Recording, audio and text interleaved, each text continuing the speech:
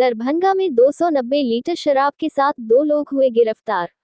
मब्बई थाना पुलिस के द्वारा मद्यनिषेध विभाग पटना के गुप्त सूचना के आधार पर दरभंगा जिला के शिवधारा गेहूमी ओवरब्रिज के पास NH57 पर वाहन चेकिंग के दौरान शराब जब्त की गई है।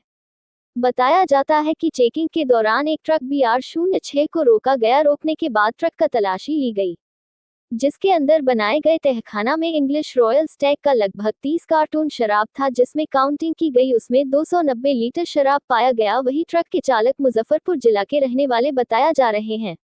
ट्रक चालक मुकेश कुमार के रूप में हुई है पहचान से गिरफ्तार कर लिया गया है और खलासी को भी गिरफ्तार कर दिया गया है।